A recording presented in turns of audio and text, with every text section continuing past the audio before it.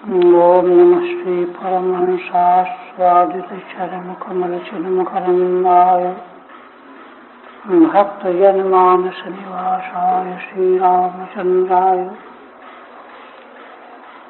द्वादशाय वदने लक्ष्मीर्यस्य च लक्षसी यस्यास्ते हृदये संवित् तं नृसिंहमहं भजे। विश्वसर्ग विसर्गादि नवलक्षणलक्षितम् श्रीकृष्णाख्यं परं धाम जगद्धाम नमामि तत्।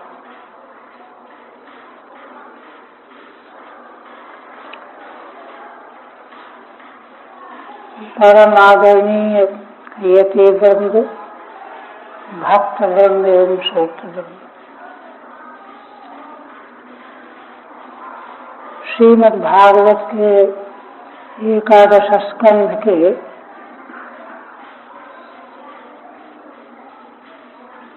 28वें अध्याय का प्रारंभ होने जा रहा है। एकादश स्कंध का 28वां अध्याय और 29वां अध्याय ये बहुत ही उत्कृष्ट है।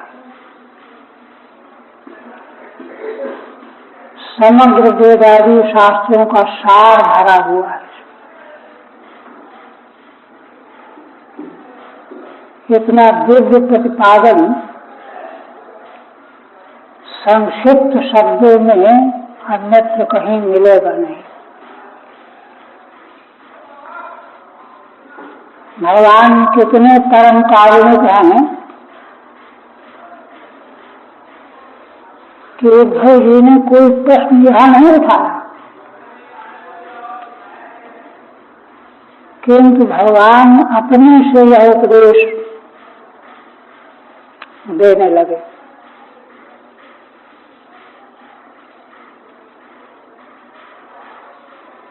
इस प्रसंग के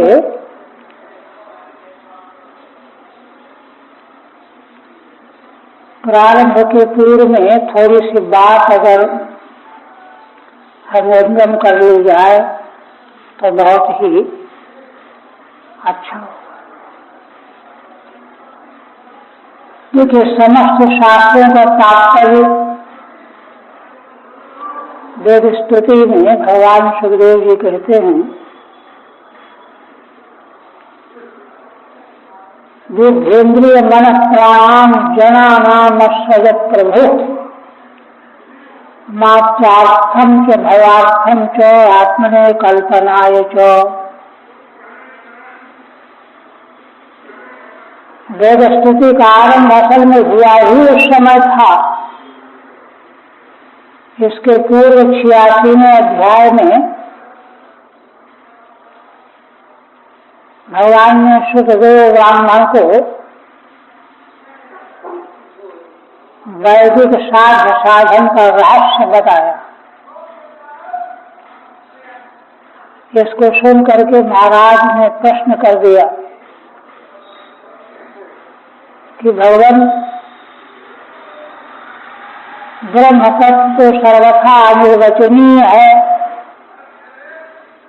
और श्रुतियां तो शब्द रूप है, तो ये भला उसका वर्णन कैसे करती हैं? इसी प्रश्न के उत्तर में वेद स्तुति अध्याय है। तो उसके आरंभ में भगवान सुखदेव जी कहते हैं कि देखो,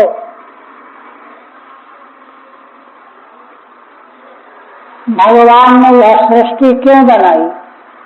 हमारे महाराज वाराणसी में कहा करते थे कि यदि भगवान सृष्टि की रचना न करते, ब्रह्मसूत्र में विचार भी किया गया है। सृष्टि के प्रसंग में ब्रह्मसूत्र में विचार बहुत विस्तार से किया गया है।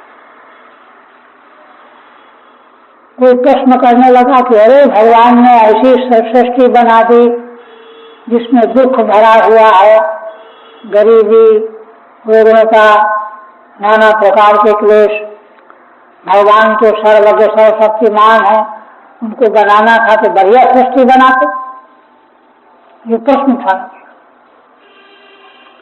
तो वहाँ उसका उत्तर दिया गया है, बहुत विस्तार हो जाएगा इसलिए उस प्रसंग को नहीं छोड़ते। यहाँ मन विचार किया गया है ब्रह्मसूत्र। महाराज ने बताया कि देखो, ये तो ठीक है कि अगर प्रलय बना रहता, सृष्टि के पूर्व की अवस्था बनी रहती, प्रलय सब डूबा हुआ है, तो जीव को कोई सुख दुख भान न होता। जैसे कोई बेहोश कर दिया जाए तो उसको हाथ पैर का दर्द महसूस नहीं होता। कहीं चोट लगी हो तो डॉक्टर बेहोश कर देते हैं, सोता रहता है। लेकिन इलाज तब शुरू होगा जब होश में आएगा। बेहोशी में उसके रोग का इलाज नहीं है। उसी प्रकार से अनंत जीव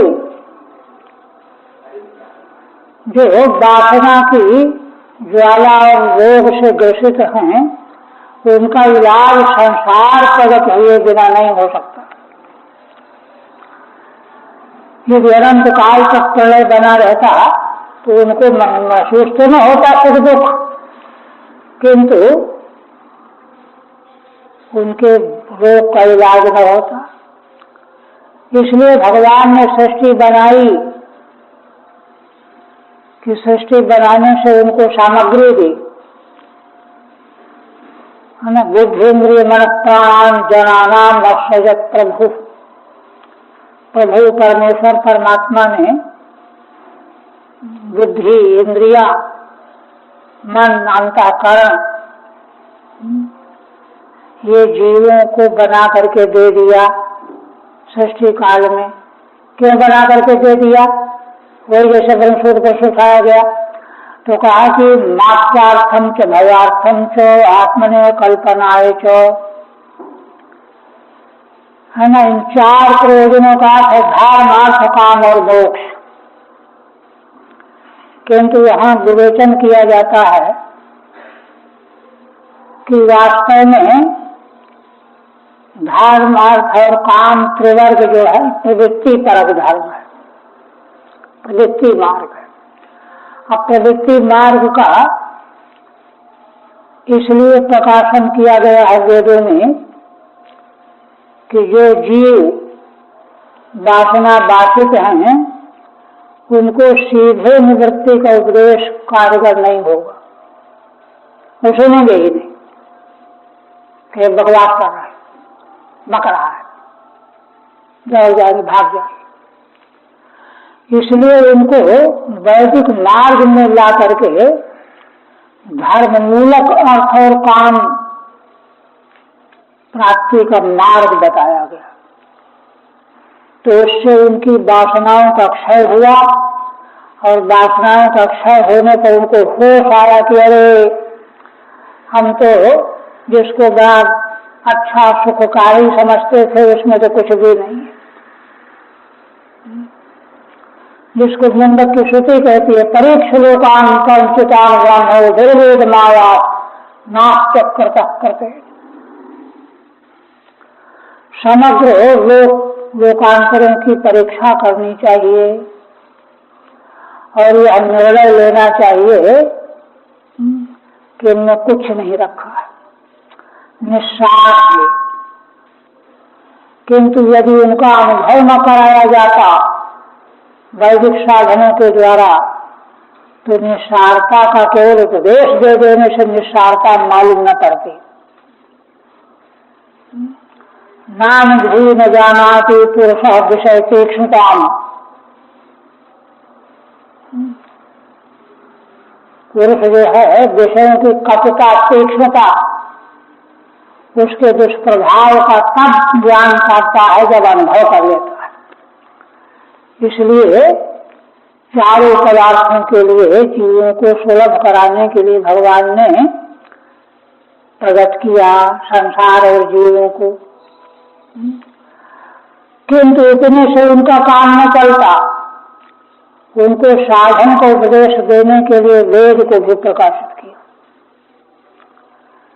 तो वेद जो है इस प्रकार से प्रकाशित करके उसके आधार पर मनुष्य, देखिए समग्र विश्व ब्रह्मांड में मनुष्य योनि ही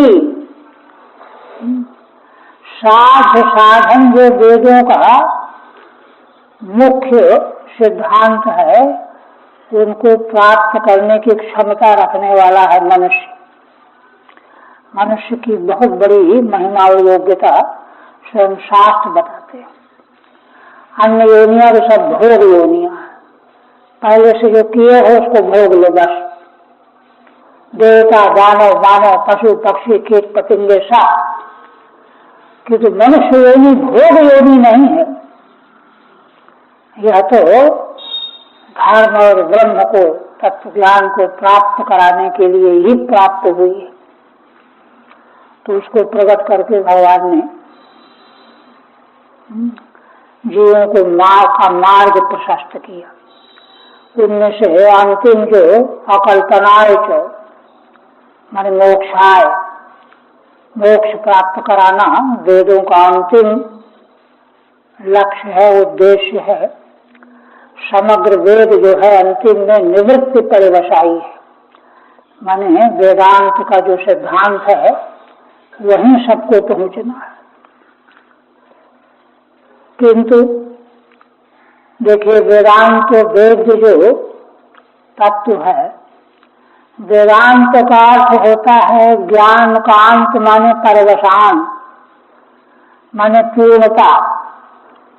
जिसको जानने के बाद जानना शेष न रहे, पूर्ण ज्ञान की प्राप्ति, तो वही जो है उसका उद्देश्य और लक्ष्य है। किंतु होता क्या है, उसके लिए जो मार्ग बताया गया है, एक तो धर्माचरण के द्वारा अंतःकरण शुद्धि होती है, तब साधन चतुष्टय संपन्नता प्राप्त होती है। विवेक, वैराग्य, सत्संपत्ति, तीव्र मोक्ष की इच्छा, ये साधन चतुष्टय संपन्नता के अनंतर वेदांत श्रवण का अधिकार है।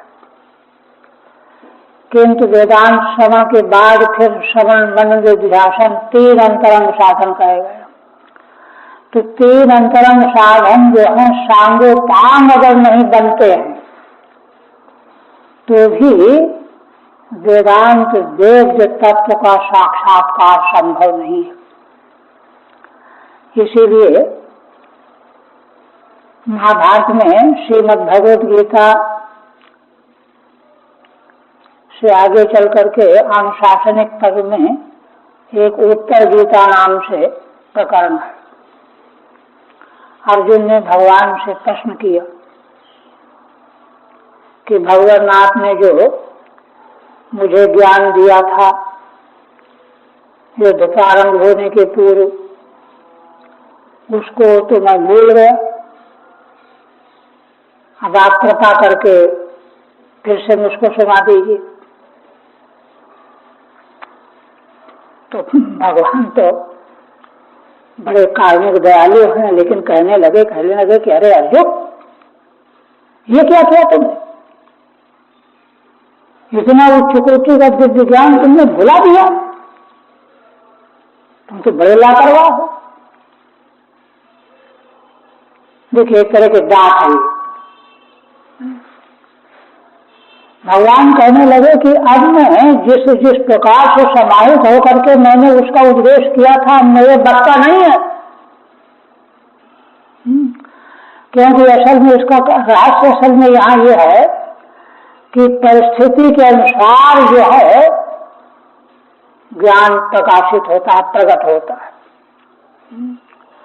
अर्जुन, दोनों सेनाओं के मध्य में खड़े हुए अर्जुन जिस प्रकार से मोहित होकर के घबरा रहे थे, कांप रहे थे, ऐसे समय में भगवान करुणार्द्र होकर के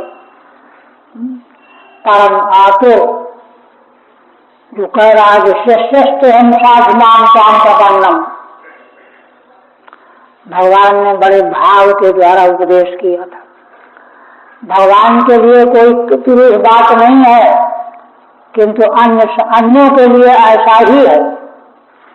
अन्य किसी के द्वारा इस प्रकार का उपदेश नहीं बन सकता। अब अर्जुन तो बड़ी निराश हो गए। वो तो जानते थे कि इनको तो सब याद है, सुना देंगे, किंतु कहा कि खैर तुम चिंता न करो, उसका सारांश मैं बताता हूँ, सारांश सुन करके तुमको उद्बोधन हो जाएगा। तो वही जो सारांश भगवान ने बताया है वही उत्तर गीता है। तो उत्तर गीता में भगवान ने क्या कहा है, बहुत उच्च कोटि का प्रकरण।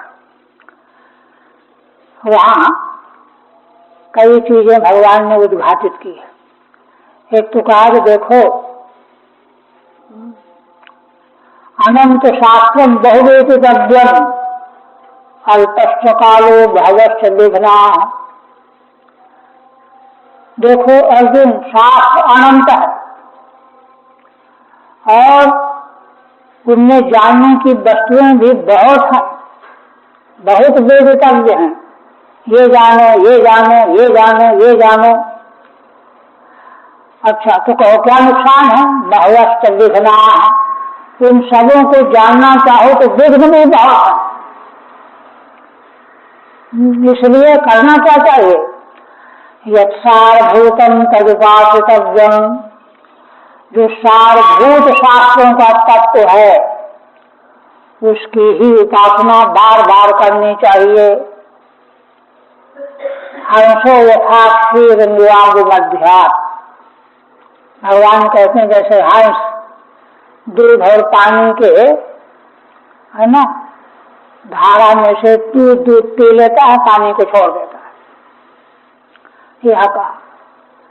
फिर भगवान कहते हैं कि देखो, आलोक्य चतुरो वेदान धर्मशास्त्रानुवापुनः योगल तत्व न जाना तो गर्वी पाकर समझता। चारों वेदों का आयोजन किया हो, सारे शास्त्रों का जो है अभ्यास किया हो, लेकिन तत्व अगर नहीं जान पाया तो उसका स्वरूप केवल गर्वी पाकर समझता। गर्वी माने करछुली, साग दाल को चलाने वाली करछुली साग दाल में घुसी रहती है पकते समय, लेकिन स्वाद को नहीं जानती। तो जो व्यक्ति इतना शास्त्रों का मंथन किया लेकिन तत्व को नहीं जाना, तो उसका सारा प्रयत्न जो है दरवी जैसा ही होके रह गया, उसको कुछ तो मिले ही नहीं। ऐसा कह करके भगवान ने कहा कि ऐसा नहीं होना चाहिए। सारभूत तत्व को निश्चित रूप से साक्षात्कार करने की दिशा में पूरी शक्ति से रोम रोम से प्रयत्नशील होना चाहिए। और यह तब बनेगा जबकि, इसीलिए देखिए साधन साधन का प्राप्ति, देखिए प्राप्ति शब्द का दोनों के साथ मानना है, साधन की प्राप्ति, साध्य की प्राप्ति। तो कोई प्रश्न कर दे कि अरे साधन की प्राप्ति क्यों कहते हो, साध्य की प्राप्ति कहो, साधन कोई प्राप्ति तो है नहीं, साधन तो साधन है। कहते नहीं, साधन ही अगर ठीक से प्राप्त नहीं होगा तो साध्य मिलने वाला नहीं है। साधन में सबसे पहला जोर है। इसीलिए भाष्यकार ब्रह्म सूत्र में जहाँ श्रवण मनन निधिध्यासन वेदांत के 3 अंतरंग साधनों का जहाँ विवेचन किया गया है, वहाँ स्पष्ट कर दिया है कि जो है श्रवण जो है मुख्यतम साधन तो श्रवण ही है, किंतु श्रवण से अगर बात नहीं बनी, जैसे छांदोग्य के 6वें अध्याय में उद्दालक श्वेत केतु को तत्वमसी का उपदेश किया 9 बार बार प्रश्न करता 9 बार उपदेश किया गया, क्योंकि 9 बार उपदेश प्राप्त करके उसको समाधान हो गया, श्रवण से पूरा हो गया। किंतु श्रवण करके, श्रवण पारिभाषिक शब्द है, वेदांत के अंतिम तात्पर्य का आधार है श्रवण। कान से सुनना मात्र श्रवण नहीं है, है ना, वेदांत शास्त्र का अंतिम तात्पर्य क्या है, इसका उदाहरण अभी महाराज जी के प्रवचन में भी चल रहा था। यह श्रवण, श्रवण में अगर कोई संदेह खड़ा हो रहा है ना, प्रारब्ध वशात, तो उसके लिए मनन करो। मनन करके तर्क वितर्क के द्वारा उन संदेह, असंभावना असंभावना संशय की निवृत्ति करो। मनन के द्वारा जब निवृत्ति हो जाएगी तब निधिध्यासन। ये जो है इस प्रकार से तीन में तो बात बन ही जानी चाहिए। तो भ्रांतिकार का कहना यह है कि केवल श्रवण ही पर्याप्त है। मनन निधिध्यासन तो जो कमजोर तबके के पात्र है, अधिकारी हैं, उनके लिए उनका समावेश किया गया है। तो इसका मतलब ये हुआ कि श्रवण जो है बहुत ही बलशाली वस्तु है, किंतु मनन करके भी, निधिध्यासन करके भी अगर बात नहीं आई तब तो इसका मतलब यह है कि और ज्यादा बीमारी है कोई भीतर। तो उन कारणों से जो है बात बन नहीं पाती है। इसलिए भगवान यहाँ पर समग्र ज्ञान कांड का जो वेदांत शास्त्र में निरूपण किया गया है उसका सार, सारा समग्र निचोड़ निष्कर्ष यहाँ उपदेश करने जा रहे हैं। श्रीधर स्वामी कहते हैं, अष्टादशेतु या पूर्वम विस्तरे रूप वर्णिता ज्ञान योग पुनश्चासौ समाहृत्य निरूप्यते। यहाँ 11वें स्कंद में स्वयं भगवान ने बड़े विस्तार से जो ज्ञान योग का वर्णन पहले कर दिया है, उसी को पुनश्चासौ समाहृत्य निरूप्यते। भगवान फिर उसको एकत्र करके उसका सार जो है यहाँ निरूपण करने जा रहे हैं। क्योंकि तत्व का समय जो है बार बार आवृत्ति असकत उपदेशात ब्रह्मसूत्र है, इसलिए बार बार उसकी आवृत्ति भी हो जाएगी और उसका परम सार सर्वस्व जो है निरूपण करने से इधर उधर से ध्यान हटा करके इसी में समाहित हो जाएगा। इदानीम अति विस्तरोक्तम ज्ञान योगम, इस समय अत्यंत विस्तार से जो कहा गया ज्ञान योग है, संक्षेपेण वक्तुमाह, उसको संक्षेप में कहने जा रहे हैं भगवान। देखिए ये तो उपक्रम हुआ। अब देखिए असल में जीव मात्र का, चाहे मनुष्य मात्र का अंतिम चरम पुरुषार्थ है आवागमन से छुटकारा, मोक्ष, बंधन की आत्यंतिक निवृत्ति। मोक्ष की परिभाषा श्रीमद् भागवत में कही गई है, मुक्ति हेत्वान्यथा रूपम स्वरूपेण व्यवस्थिति ही। जीव अपने को अन्यथा रूप में समझे बैठा है कि मैं ये हूँ, मैं ये हूँ, मैं ये हूँ, मैं मनुष्य हूँ, देवता हूँ, पशु हूँ वगैरह, जबकि ऐसा है नहीं। तो अन्यथा रूप जो अज्ञान से, भ्रांति से मान बैठा है, इसको छोड़ना है और अपना जो वास्तविक स्वरूप है उसमें व्यवस्थित हो जाना है। ये मुक्ति है श्रीमद् भागवत की। अच्छा, अब ऐसे आत्मस्वरूप को बंधन क्या है, तो बंधन के बारे में योग सूत्रकार कहते हैं कि अविद्या अस्मिता राग द्वेषाभिनिवेशा पंच क्लेशा। आगे सूत्र है अविद्या क्षेत्र मुत्तरेशा। 5 में से 4 जो आगे वाले उनका क्षेत्र खेत है अविद्या ज्ञान। अज्ञान माने अपने स्वरूप को न जानना, अन्यथा जानना और तरह से समझना। ऐसा नहीं हो। अविद्या के कारण क्या हुआ? अस्मिता, मैं तो ये हूँ, अहमस्मि, मैं ये हूँ। और इसी से फिर जो है राग।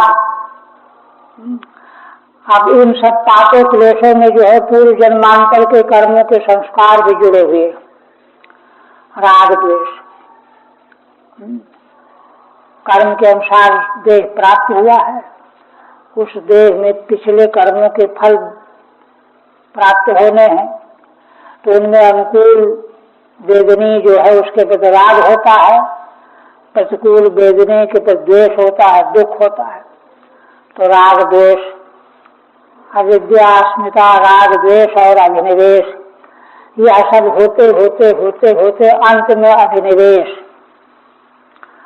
अभिनिवेश की व्याख्या की है भगवान भाष्य व्यास भाष्य में कि अभिनिवेश का मतलब होता है अभि और नि उपसर्ग पूर्वक दुष्प्रवेशने धातु है ना। आदेता है निशेषेण प्रविष्टा इति अभिनिवेशा। माने मैं यही हूँ, यह मेरा है। अहंता ममता के प्रति अभिनिवेश। वहाँ भाष्यकार कहते हैं अभिनिवेश के ही प्रभाव से क्या होता है कि बड़े बड़े विद्वान भी मृत्यु से भयाक्रांत रहते हैं। अरे मैं तो मर जाऊंगा, अरे ऐसा हो जाएगा, वैसा हो जाएगा। यही सब क्लेश है। इन क्लेशों के कारण ही वह सांसारिक प्रपंच में नाना प्रकार के नाना विध कर्म, अनुकूल को प्राप्त करने के कर्म, प्रतिकूल से अपने को बचाने के प्रयत्न चेष्टा उपाय करता रहता है। और उससे धर्माधर्म और मिश्रण, पाप पुण्य और पाप पुण्य दोनों का मिश्रण ये पैदा होते रहते हैं। और पैदा होते होते फिर शरीर मिलता है, फिर वही करता है। ये संसार चक्र सगर चक्र कहा गया है। सगर चक्र इस प्रकार से चलता रहता है। वेदांत शास्त्र की दृष्टि से क्या होता है कि अरे देखिए सगर चक्र में क्या कारण बना? अत्यंत अभिनिवेश के कारण अहंता ममता, अहंता ममता को लेकर के कर्म होता है। और कर्म जो है 3 प्रकार का होकर के फल पैदा करने के लिए शरीर की अनिवार्यता उत्पन्न करता है। अच्छा, अहंता ममता क्यों होती है? क्यों? क्योंकि अपने आत्म स्वरूप को जानता नहीं। आत्म स्वरूप नित्य शुद्ध बुद्ध मुक्त है यह नहीं जानता।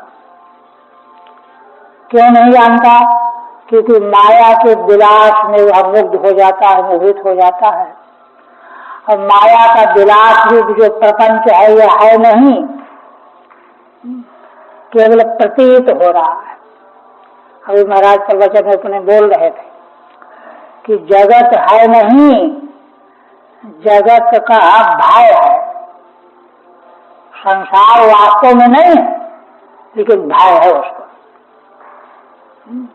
संसार जैसी वस्तु है नहीं, उसका भय है। तो इसलिए अब देखिए ये भय और ये अप्रतीति, प्रतीति जिसके विवेचन पूरे ध्यान में आगे आएगा, भगवान सब स्पष्ट करेंगे। ये कितना गहन है कि हजारों बार वेदांत सुना हुआ है, बहुत जगहों पर प्रवचन सुना हुआ है, बोल भी चुका है, लेकिन अभिनिवेश जा नहीं रहा है। तो अभिनिवेश जा नहीं रहा है, तो वही जो 3 अंतरंग साधन श्रवण श्रवण श्रवण से बात बन जानी चाहिए थी, बनी नहीं। मनन से भी बन जानी चाहिए, जो जैसे में बन जाएगी, बनी नहीं।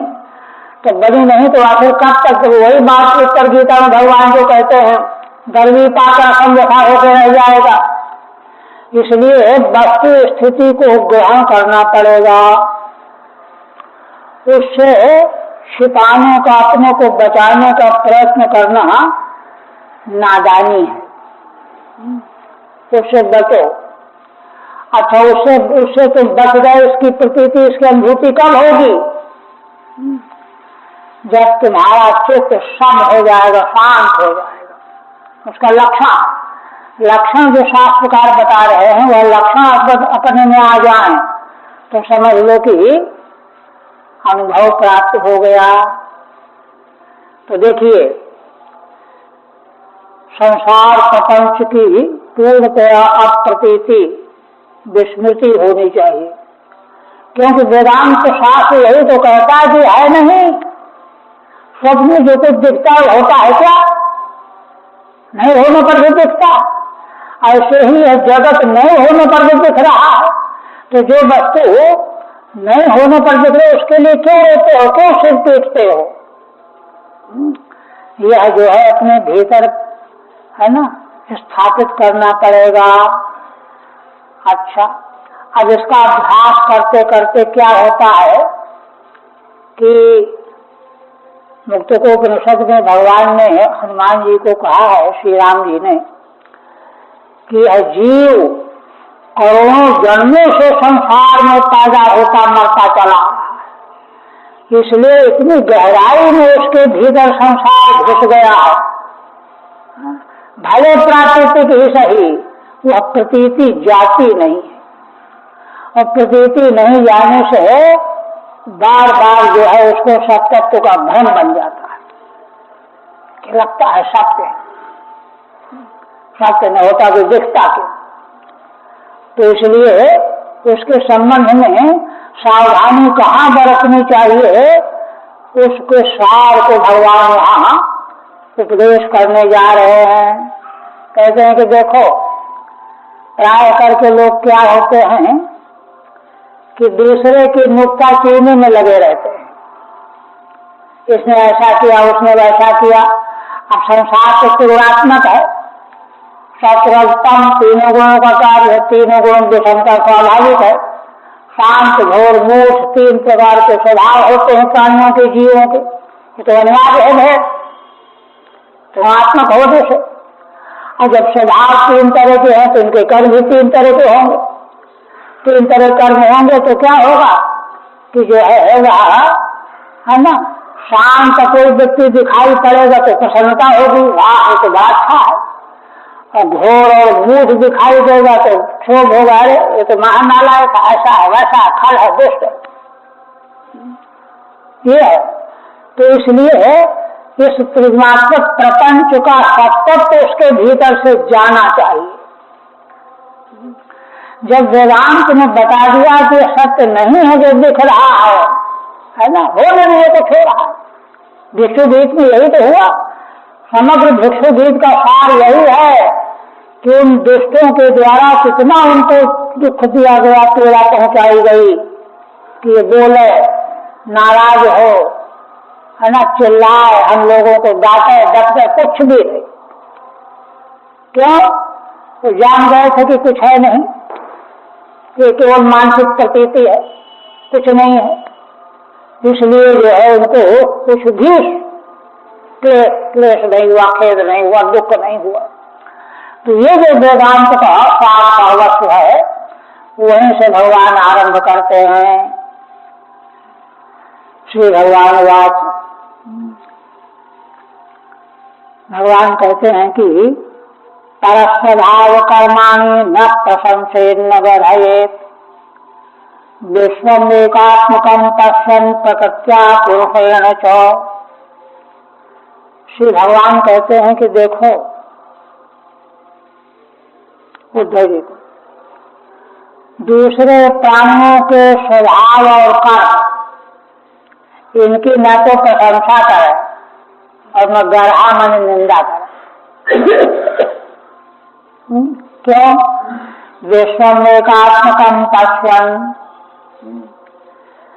भगवान कहते हैं कि यह विश्व एकात्मक है। एकात्मक के संबंध में पीछे 4 अध्याय जो आए हैं, क्रिया योग के पहले के 4 अध्याय, जहाँ पर भगवान ने सिद्धो जी को प्रकृति पुरुष का विवेक समझाया है। भगवान ने वहाँ कहा है कि सृष्टि के आदि में, सृष्टि जब नहीं थी और जब सृष्टि शुरू हुई तो उसके पहले युग में, कृतयुग में, अथवा सृष्टि हो जाने के बाद भी जब व्यक्ति को ज्ञान हो जाता है तब केवल एक ही तत्व रहा। वही तत्व जो है 2 रूपों में विभक्त होकर के प्रकट हो गया, प्रकृति और पुरुष। प्रकृति और पुरुष, यहीं से फिर आगे सृष्टि की प्रक्रिया भगवान ने बताई। भगवान के संकल्प से क्षोभ होकर के प्रकृति से महातत्व, सूक्ष्म आत्मा वगैरह क्रम बताया। तो इस तरह से क्या हुआ कि यह जो अद्वैत तत्व पहले था वही जो है सृष्टि का की प्रक्रिया के प्रारंभ में है ना, प्रकृति और पुरुष 2 रूपों में प्रकाशित हो गया, प्रकट हो गया। दृष्टा और दृश्य, पुरुष दृष्टा है, प्रकृति दृश्य है। तो है ना, फिर उससे सब सारा व्यक्त प्रपंच बता करके अंतिम उपसंहार उसी अध्याय में भगवान ने कहा है कि जब इसका लय होता है प्रलय में तो सब अंत में वही तत्व रह जाता है। तो यह जो रह जाता है ना, परम कारण, परम कारण जो तत्व है वह रह जाता है, उसी से आया उसी वही रह गया अंत में, है ना। इसलिए यह बीच में भी वही है। आगे इसका विवेचन करेंगे भगवान। तो कहते हैं विश्व एकात्मकम पश्यन्, विश्व एकात्मक है। एकात्मक कहने का मतलब क्या? ये सारे विश्व की आत्मा एक है। जैसे घट मृगात्मक है, माने मिट्टी से बना हुआ है ना। जैसे कुंडल स्वर्णात्मक है, स्वर्ण से बना हुआ है, वैसे यह जगत जो है एक आत्मा से बना हुआ, परम तत्व से, एकात्मकम। तो कहते नहीं नहीं, यहाँ तो प्रकृति और पुरुष 2 चीजें, दृश्य दृष्टा। कहते हैं दृष्टा और दृश्य दोनों दृष्टियों से एकात्मक है।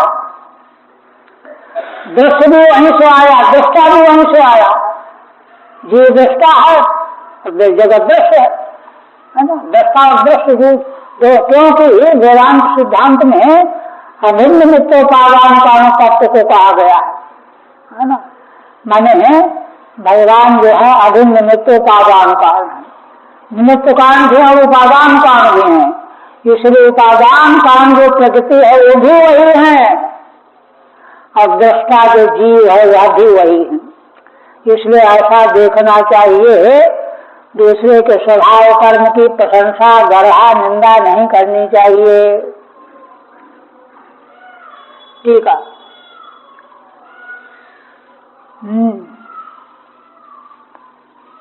परेशान स्वभावान शांत घोरा दीन कर्मांच। दूसरे जीवों के स्वभाव 3 तरह के अनिवार्य है होना। शांत सतोगुणी, घोर रजोगुणी और मूढ़ तमोगुणी। और इसी प्रकार से उनके कर्म भी 3 प्रकार के होंगे। कहते हैं कि इनकी प्रशंसा निंदा नहीं करनी चाहिए। क्यों नहीं करनी चाहिए? तत्र हेतु विश्वमिति, कि अरे सब एक ही चीज है, विश्व में एकात्मकम पश्य, है ना। अब एकात्मक देखा नहीं इसलिए निंदा कर रहा है, स्तुति कर रहा है। कहते हैं कि अच्छा, अगर स्तुति निंदा करेंगे तो क्या हो जाएगा? तो कहते हैं देखो, परस्वभाव कर्माणि यह प्रशंसति निंदति साथ भ्रष्टे स्वार्थात असत्य अभिनिवेशतः। भगवान कहते हैं कि देखो, जो साधक दूसरे के स्वभाव और कर्म की प्रशंसा करता है चाहे निंदा करता है, वह आस माने बहुत जल्दी ही स्वार्थ माने आत्मनिष्ठा रूपी परमार्थ से भ्रष्ट हो जाता है, पतित हो जाता है, च्युत हो जाता है। क्यों? आसक्ति अभिनिवेशता। क्यों? क्योंकि देखो, उसने जो प्रशंसा और निंदा की, किसकी की? जब संसार यह सब असत वेदांत ने बता दिया, कुछ है नहीं, आत्मा ही है, ब्रह्म ही वेदम सर्वम है, और तुम जो है उसकी निंदा स्तुति करते हो, तो असत को तुम मजबूत कर रहे हो कि नहीं नहीं ये तो सत्य ही है, सत कर दिया तुमने। असत अभिनिवेशता, अभिनिवेश, वही अभिनिवेश पुरुषामति स्वरसमाही अभिनिवेश, जिसके भगवान ने मुक्तों को उपनिषद में कहा कि जगत का अभिनिवेश इतनी गहराई में बैठा हुआ है कि वह जाता नहीं। इसलिए मिथ्या सुन लिया है, हजारों बार सुना है, हजारों बार कहा भी है, लेकिन भीतर अभी आया नहीं। इसलिए क्या होगा?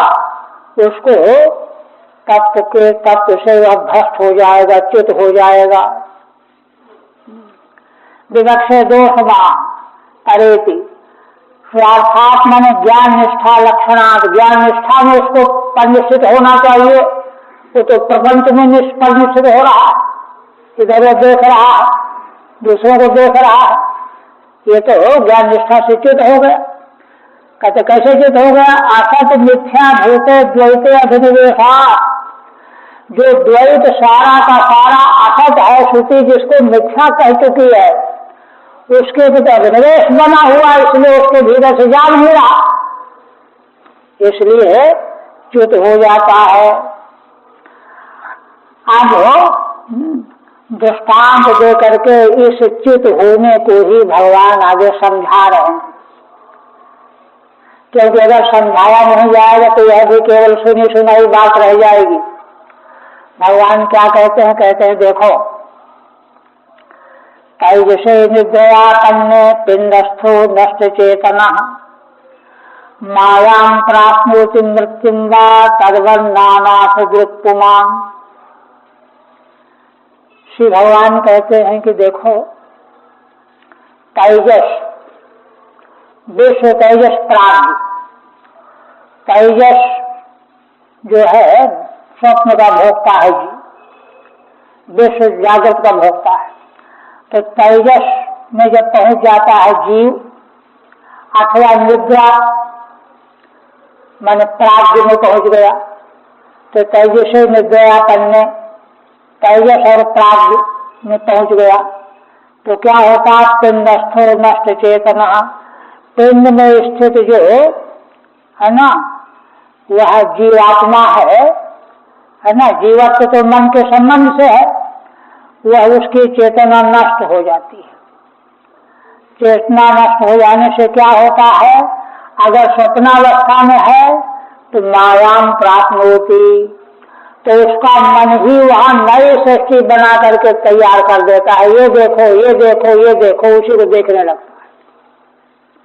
नदी है, पहाड़ है, झरना है ना, शेर है, चीता है वगैरह।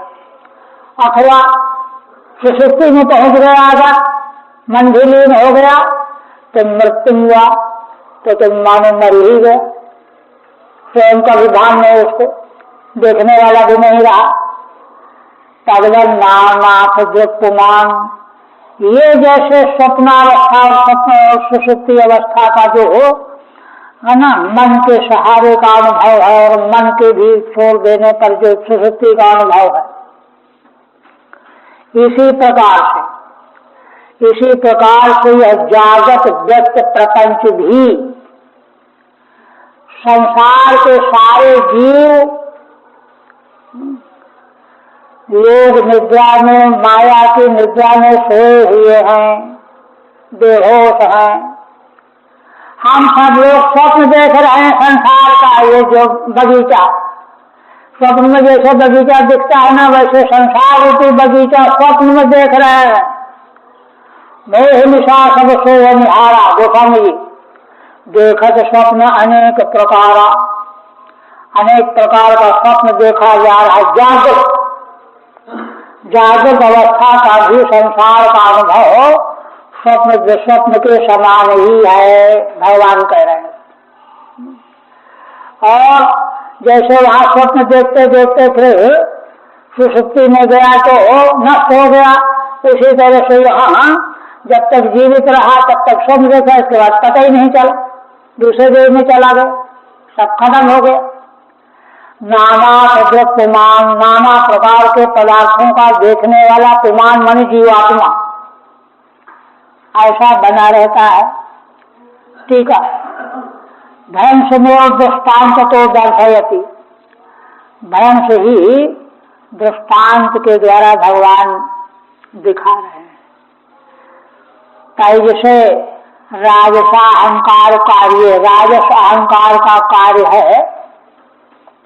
है ना, मन और इंद्रियां, इंद्रिय गण निद्रया आपन्ने, इंद्रियां जो है निद्रित हो जाती है सुषुप्ति में, मन भी निद्रित हो जाता है।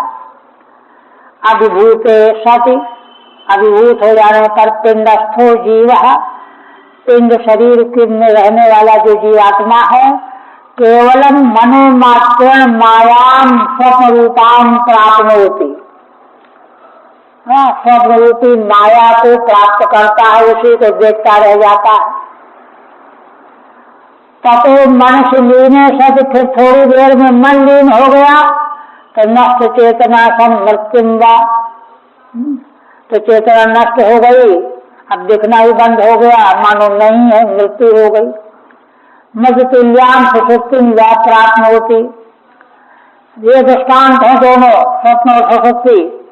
यथा पर्वदेव नाना दृष्ट, है ना, इसी प्रकार से नाना प्रकार का जो दृश्य प्रपंच का देखा जाना है, देखिए वह स्वप्न देखने जैसा है।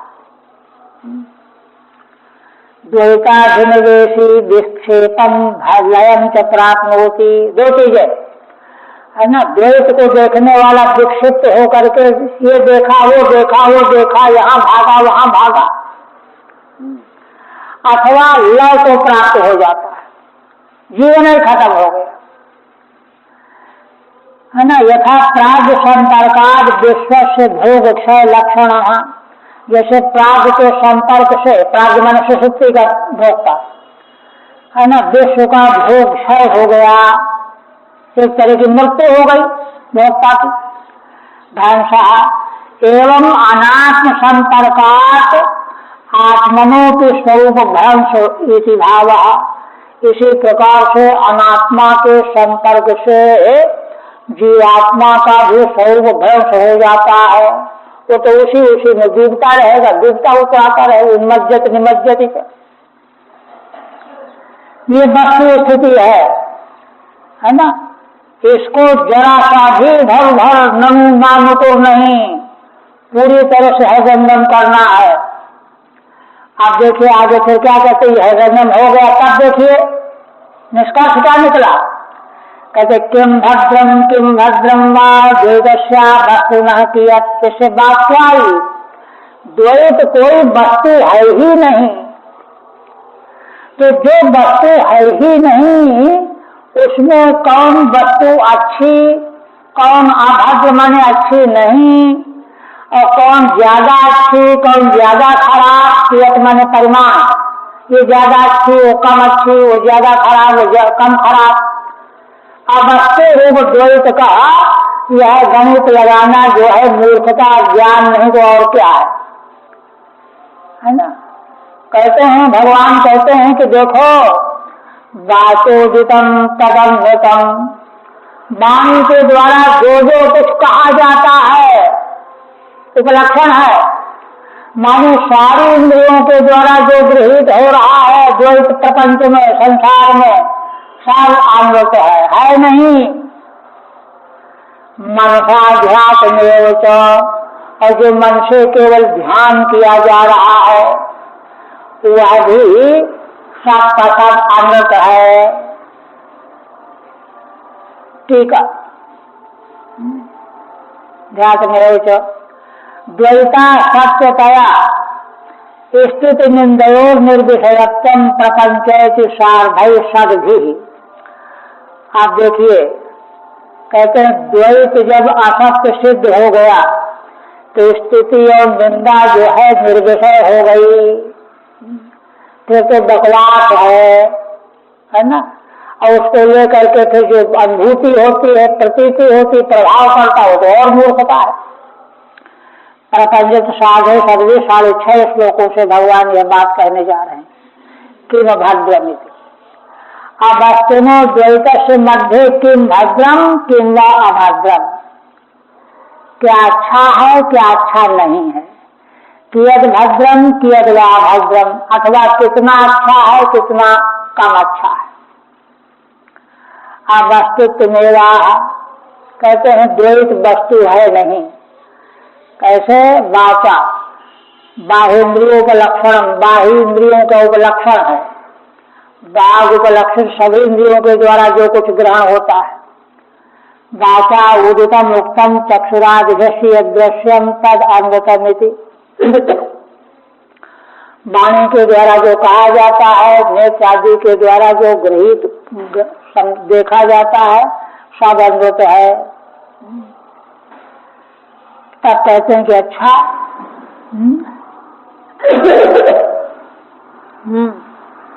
कहते हैं कि अच्छा, अगर कोई वस्तु है ही नहीं तो भय कैसे आ गया? हम डर क्यों रहे हैं? है ना, कुछ न होने से तो कोई डरता नहीं है। मैदान में खड़े रहो, दूसरे तो वहां कोई नहीं तो कौन डरेगा? तो जब द्वैत प्रपंच इस प्रकार से बिल्कुल है ही नहीं, नाम निशान नहीं है, तो इस प्रपंच से भय क्यों हो रहा है? एक गहरा प्रश्न। उस पर कहते हैं कि देखो, छाया माने प्रतिबिंब, प्रत्याभया प्रतिध्वनि और आभास भ्रम प्रतीति, 3 दृष्टांत है। ये देखो होते नहीं है। छाया कोई वस्तु थोड़ी है, प्रतिध्वनि कोई वस्तु थोड़ी है, आभास कोई वस्तु थोड़ी है ना।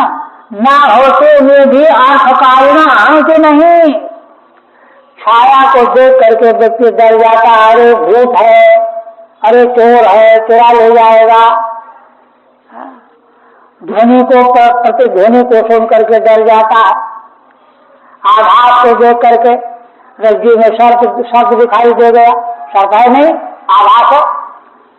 और तीनों है नहीं, किंतु तीनों के न रहने पर भी है ना अर्थ क्रिया कारिता दिखाई देती है ना। सुर्तिका मरगत दिखाई पड़ेगा तो दौड़ कर ले उठा लो, लालच आ जाएगा। रज्जु में सर्प दिखाई पड़ेगा तो डर करके भाग जाएगा। हाँ, कोई स्थानों में चोर बुद्धि हो जाएगी तो डरने लगेगा, चिल्लाने लगेगा। एवं देहादो भावा यक्षंत्या मृत्युतो भयम। श्री भगवान कहते हैं कि इसी प्रकार से देहादि जितने भाव पदार्थ हैं ये आमृत्युता भयम यक्षंति, मृत्यु होने तक ये भय देते ही रहते हैं। ठीक है, न एवं सत देहादि भावानाम अति असत्यात्। कहते हैं अगर द्वैत नहीं है तो देहादि भी नहीं है, इसलिए भय फिर क्यों कैसे होता है ना। तत् सदृष्टान्त माह, तो दृष्टांत के सहित भगवान कहते हैं छाया माने प्रतिबिंब, प्रत्याभय माने प्रतिध्वनि, आभास माने सुक्ति रजत आदि। एक यथा असंतोप्यर्थ कारणों भवंती, जैसे ये तीनों होते नहीं हैं लेकिन परिणाम पैदा करते हैं। मृत्यु तो माने मृत्यु अभिव्याप्ति, जब तक मृत्यु नहीं हो जाए तब तक तीनों में से परिणाम प्राप्त होता रहेगा, अथवा मृत्यु लय तक यार नैलियंते तावत पर्यंत नित्यर्थ, जब तक इनका लय नहीं हो जाएगा, खत्म नहीं हो जाएंगे, छाया प्रतिध्वनि आभास खत्म होंगे तब चैन मिलेगा। आप कहते हैं कि यह तक एक बात का प्रतिपादन हुआ। आप भगवान कहते हैं कि देखो, एक प्रश्न यहाँ खड़ा हुआ कि द्वैत रूप सृष्टि का वर्णन तो श्रुति करती है, और भगवान कह रहे हैं कि नहीं, द्वैत है नहीं, और श्रुति सृष्टि की उत्पत्ति बता रही है ना, ये कैसे? तो उस पर कहते हैं आत्मैतदिदं विश्वं सृजते सृजति प्रभुः त्रायते त्राति विश्वात्मा ह्रियते हरति ईश्वरः। देखिए, सम्मत ब्रह्मसूत्र में भी एक अधिकरण बनाया गया है ना। उपनिषद के भाष्य में भगवान शंकराचार्य जी ने भाष्य में स्पष्ट किया है कि सृष्टि का निरूपण श्रुतियों में सृष्टि को परमार्थ मान करके नहीं किया गया है, अद्वैत की सिद्धि के लिए किया गया है। नहीं तो अद्वैत तत्व में दृष्टि ठहरेगी नहीं, उसको और चीज दिखाई देती रह जाएगी। इसलिए वहां यह सृष्टि का क्रम बताया गया, जो सृष्टि हमको आपको दिखाई दे रही हो कैसे आई, ये वही कह रहे हैं आत्मैतदिदं विश्वं सृजते सृजति प्रभु। जहां भी श्रुतियों में सृष्टि का प्रसंग है वहां यही कहा गया है कि मूल तत्व ही इस रूप में प्रकाशित हो गया। सदैवग्रासी भेद निवाद्वितीयम, है ना, पूर्वम आत्मैवासीत आदि वचन है। आत्मैतदिदं विश्वम, यह सारा विश्व आत्मा ही है, माने आत्मा ही विश्व बन गया है ना। और वेदांत में वह आत्म तत्व निमित्त उपादान कारण दोनों है, इसलिए उसी के द्वारा रचा गया सृजते एक, है ना। रचा गया माने कर्म, और सृजति और रचा उसी ने अपने को बनाया, है ना। यह आत्म तत्व ही स्वयं रचना करने वाला और स्वयं रचित होने वाला भी और केवल रचने काल में नहीं, त्रायते त्राति विश्वात्मा, यह आत्म तत्व ही इसकी रक्षा करने वाला, और जिसकी रक्षा करता है वो रक्षित होने वाला भी वही, रक्षा करने वाला भी वही। ह्रियते हरति ईश्वरः, और अंत में प्रलय काल में वही हरण करने वाला, वही हरण होने वाला, है ना। माने रचा जाने वाला, पालन किया जाने वाला, हरण होने वाला भी वही, रचने वाला, पालन करने वाला, हरण करने वाला भी वही। ये श्रुति का अभिप्राय है। इसलिए ये प्रश्न उठाना ठीक नहीं है। मन सृष्टियादि स्थिति भिरेव द्वैतम निरूपितम कथम असत्यम स्यात्। कोई ने प्रश्न किया कि सृष्टि आदि का श्रुति के द्वारा निरूपण किया गया द्वैत प्रपंच का असत्य कैसे होगा? तत्र आत्मैवेति 60 ढाई श्लोक से बात सिद्ध करेंगे। त्रायते माने पालते, त्रात माने पालवती, वही पाला जा रहा है और वही पाल रहा है, स्पष्ट है ना। कहते हैं कि तस्मान्नैवात्मनोऽन्यस्मादन्य भावो निरूपितः निरूपितेयं त्रिविधा निर्मूला धातिरात्मनि। इसलिए है उद्धव जी, आत्मा से अन्य कोई भी वस्तु न तो उत्पन्न होने वाली है, न कोई अन्य से आने वाली है। आत्मा से अन्य न तो नया कोई उत्पन्न हुआ, न अन्य कोई किसी से उत्पन्न होने वाला। अन्य भाव निरूपिता निरूपित यम त्रिविधा निर्मूला भातिरात्मनि। यह जो सृष्टि निरूपित की गई है, श्रुतियों में बताई गई है, 3 प्रकार की है। अध्यात्म, अद्वैत, अद्भुत। यह निर्मूल है, माने यह स्वतंत्र नहीं है कि कहीं कोई और वस्तु से पैदा हो गई हो। निर्मूल है, इसका अन्य कोई मूल ही नहीं है ना। भाति ही आत्मनि, इसकी जो प्रतीति है ये अपने में ही प्रतीति हो रही है, आत्मा में ही प्रतीति हो रही है। इसलिए आत्मा में ही जब प्रतीति है तो आत्मा की प्रतीति समझो इसको। इदं गुणमयं विद्धि त्रिविधं माया कृतम। इस त्रिविध सृष्टि प्रपंच को गुणमय माया के द्वारा रचा हुआ जानो। ठीक है। अन्यस्मात् सृज्यात् व्यतिरिक्ता, सृज्य से अतिरिक्त व्यतिरिक्त और कुछ नहीं है। त्रिविधा आध्यात्मिक आदि रूपा, आध्यात्मिक आदि दैविक आदि भौतिक। भाति माने प्रतीति, प्रतीति हो रही केवल। न कथन निर्मूलम प्रतीत है, कहते हैं जब इसका कोई मूल ही नहीं, प्रतीति क्यों हो रही है? तो कहते हैं कि यह गुणमय प्रतीति है ना। माया के द्वारा गुणमय प्रतीति, त्रिविध प्रतीति हो रही है, कराई जा रही है। कहते हैं देखो, फिर भगवान कहते एकद विद्वान मधुविदम ज्ञान विज्ञान नैपुणम नानिंदति न च स्तौति लोके चरत सूर्यवत्। अब भगवान कहते हैं कि देखो, इस वस्तु को जो जान जाता है ना, विद्वान माने जानने वाला। एकद विद्वान माने इस रहस्य को जो जानने वाला है ना। मधुतम माने जो सुनाया बताया, इसको जो जान जाता है। तो यह क्या है? ज्ञान विज्ञान नैपुणम। ज्ञान विज्ञान की निपुणता यही है, केवल बोल देना नहीं है ना। हजारों बार सुन लिया, हजारों बार प्रवचन कर लिया, वो नहीं है। ज्ञान का नैपुण्य है, विज्ञान में परिणत हो जाए, अनुभवारूढ़ हो जाए। अनुभवारूढ़ हो जाएगा तो उसका लक्षण क्या है? तो देखिए भगवान क्या कहते हैं, किसी का अभ्यास साधना चाहिए।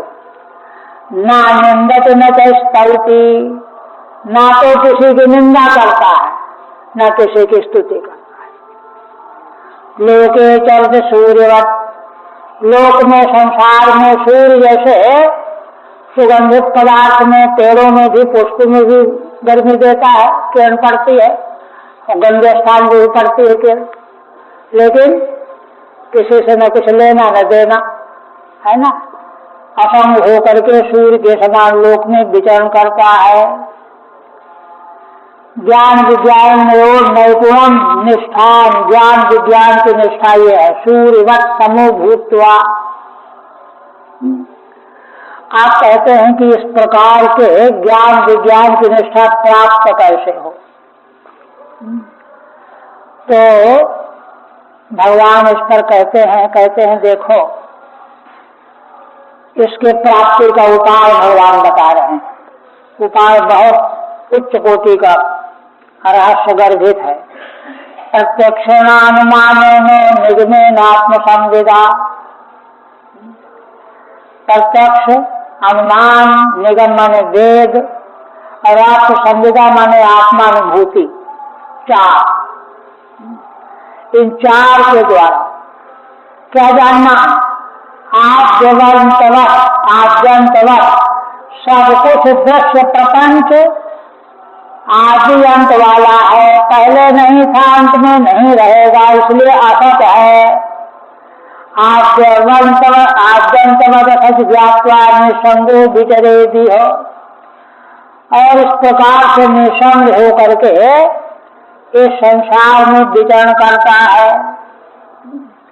जो वस्तु, जिस वस्तु का आदि होगा, जिसका अंत होगा, वह सत्य नहीं हो सकती। आगे बहुत विस्तार से इसको समझाएंगे। और ऐसा जान करके 4 उपाय हैं। देखिए, 4 प्रत्यक्ष अनुमान निगम आत्म संविदा 4 उपायों के द्वारा भगवान आगे स्पष्ट करने जा रहे हैं। ऐसा जान करके निसंग होकर के विचरे भी है, यहाँ विचरण करना चाहिए। देखिए, अब भगवान आगे चारों का विश्लेषण करने जा ही रहे थे, किंतु उद्धव जी ने बीच में प्रश्न रख दिया। उद्धव जी के मन में ये आया कि अच्छा, वेद प्रपंच तो है नहीं, यह तो केवल प्रतीत हो रहा है। तो प्रतीत हो रहा है तो यह इसकी प्रतीति से जो संसार का बंधन, सुख दुख क्लेश प्राप्त हो रहा है, किसको हो रहा है, इसका अनुभव कर कौन रहा है, ये प्रश्न कर रहे हैं। कहते हैं कि भगवान उद्धव आज, अच्छा इसकी टीका रह गई 9वां,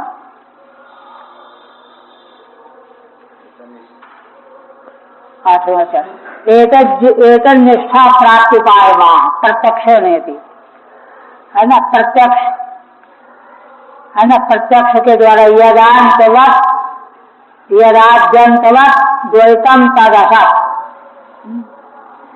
है ना, जो वस्तु पैदा होती हुई नष्ट होती हुई दिखाई देती वो असत होती है, ये प्रत्यक्ष हो गया।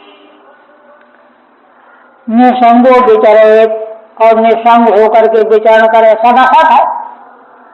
आद्यंत वस्तु प्रमाणानि, कहते हैं आद्यंत वाली वस्तु सारा वेद प्रपंच से प्रमाण क्या है, प्रत्यक्ष न घटादि, प्रत्यक्ष तो घटादि का प्रत्यक्ष होता ही हमको, बनता है नष्ट होता है, इसलिए ऐसा था। अनुमानेन सावयवत्वेन दृश्यम पृथिव्यादि, सावयव होने से दृश्य जो है अनित्य है। सावयव जो वस्तु होती उत्पन्न होती है, और उत्पन्न होने वाली वस्तु मिटती है, नष्ट होती है ना, और तभी दृश्य होगी। तो दृश्य पृथिव्यादि सावयव हैं, सावयव होने से उत्पन्न हुए हैं, और उत्पन्न वाले होने से इनका नाश होगा, इसलिए आदि अंत होने से ये भी असत हो। निगमन माने अप्रत्यक्ष बाकाश आदि, वेद के द्वारा, निगम माने वेद, तस्मात् आत्मनः आकाश संभूत आकाशात् वायु वगैरह, ये वेद कहता है, आकाश आदि की उत्पत्ति कहता है। आत्म संवेदा चौथा, स्वानुभवेन सर्वं दृश्यम आद्यंतवद असच्चेति ज्ञात्वा, अपने अनुभूति के द्वारा सारे प्रपंच को आद्यंत वाला दृश्य होने से आद्यंत वाला जान करके, असत मान जान करके, निसंग तदासक्ति शून्य विचरे, निसंग आसक्ति शून्य होकर के विचरण करना चाहिए। आज इसके बाद जो है उद्धव जी प्रश्न करते हैं, कहते हैं कि भगवान नैवात्मनो न देहस्य संसृतिर् दृष्ट दृश्यो अनात्म सदृशोरीशो कस्य स्यादुपलभ्यते। कहते हैं कि भगवान आपने जैसा बताया तो न तो आत्मा को संसार की प्राप्ति संभव है, न देह को संभव। क्यों? क्योंकि आत्मा दृष्टा है, देखने वाला है, और देह दृश्य है, दृश्य। कहते हैं जैसे अनात्म सदृश हो, अनात्मा दृश्य और सब प्रकार दृष्टा का शिष्याद उपलब्धते। फिर यह संसार की प्रतीति, बंधन की प्रतीति किसको होती है, इसी को और पुष्ट करते हैं। 2 श्लोक है। आत्माद्यो गुण शुद्धा स्वयं ज्योति अनावृत। आत्मा तो अव्यय है, निर्गुण है, शुद्ध है, उसमें कोई लेप नहीं हो सकता, स्वयं प्रकाश है, अनावृत है, इसको कोई छिपा नहीं सकता, ढक नहीं सकता। अग्निवत दारुवत, यद्यपि अग्नि लकड़ी में ही पैदा हुई है, लेकिन इतना पक्का है कि लकड़ी से अलग है। लकड़ी अलग है, अग्नि अलग है। अग्निवत दारुवत अचित देह, और देह तो अचित है, यह चित है। लकड़ी जैसे अचित है, अग्नि चित है, ऐसे जीव जो है दृष्टा चित है और देह अचित है। तब फिर यह संसार की संस्कृति हो किसको रही है? ये प्रश्न जो है उद्धव जी ने टीका देखिए। ननु यद्यात्म संविदा सर्वम दृश्यम आसादित्युच्यते, यदि आत्मानुभूति का आधार मान करके आत्मानुभव हो जाने पर सब दृश्य सत हो जाएगा, तब यह आत्मा स्वप्रकाशो देहादि द्वैतम च जगम नित्युक्तम स्यात्। इसका मतलब है कि आत्मा स्वयं प्रकाश है और देहादि द्वैत सब जड़ है। तथा च संसार प्रतिभासो न घटेति चोदयति, तो संसार का आभास फिर कैसे बन पावेगा? आत्मा स्वप्रकाश कभी संसार के बंधन पड़ नहीं सकता। नैवेति अनात्म स्वदृशो जदा जगयो, एक जड़ है एक अजड़ है। अत्र हेतु दृष्ट दृश्य, एक दृष्टा एक दृश्य है ना। तो कहते हैं कि मां भूत देव तत्रा है ना, तो कहते हैं ना हो, चलो कोई बात नहीं, दोनों को ना हो, क्या फर्क पड़ता है? तो कहते हैं भाई उपलब्ध तो हो रही है सृष्टि, संसार का बंधन संस्कृति उपलब्ध तो हो रही है। लोग करा रहे हैं, रो रहे हैं, चिल्ला रहे हैं, उपलब्ध तो, इसलिए उत्तर तो देना पड़ेगा इसका। इसी को फिर कहते हैं, इसी अर्थ को और आगे स्पष्ट करते हैं। एक प्रपंच है। कैसे? आत्मा जो है अव्यक्त्वाद पंच विशेषण नाशाद रागाद पुण्या पुण्या ज्ञान परिच्छेदा छेदा नाम असंभव दर्शयती, है ना। आत्मा के अव्यक्त्वादि 5 विशेषण बताए गए हैं 11वें श्लोक में। इन 5 विशेषणों से क्या होगा? देखो, नाश नहीं हो सकता, राग नहीं हो सकता, पुण्यापुण्य नहीं हो सकता, अज्ञान नहीं हो सकता, परिच्छेद नहीं हो सकता। तब फिर संसार की सृष्टि की प्रतीति क्यों होती है? संस्कृति की प्रतीति क्यों होती है? हेतु हेतु मतम तु यथेष्टम। अब इन 5 विशेषणों में हेतु हेतु माद भाव जैसा जैसे वैसा बना लो, यथेष्ट। माने अव्यय क्यों है ना, तो कहो कि अव्यय इसलिए है कि अगुण है, निर्गुण है। निर्गुण क्यों है? क्योंकि शुद्ध है, गुण वाली वस्तु शुद्ध है। जो शुद्ध क्यों है? स्वयं प्रकाश है। ऐसे हेतु हेतु मदभाव यथेष्ट बन जाएगा। अचित जगह, जो चेतना वो जड़ है, अयम भाव। यथैवाग्नि दारुणोर भेदेन अनुपलम्भेति, जैसे अग्नि और दारू लकड़ी ये भेद अलग अलग उपलब्ध तो होते हैं, किंतु दारू प्रकाशम एवं अग्निष्ट प्रकाशक, किंतु लकड़ी प्रकाश होती है, अग्नि प्रकाशक होती है। तथा देहात्मनोरतीति, उसी प्रकार से देह है, आत्मा भी, देह प्रकाश है, आत्मा प्रकाशक है। न संस्कृतिस्तयो अन्यतरस्यापि घटते इति, इसलिए इन दोनों में से किसी की भी संसृष्टि नहीं घटित हो सकती। आप भगवान उत्तर देंगे आपका।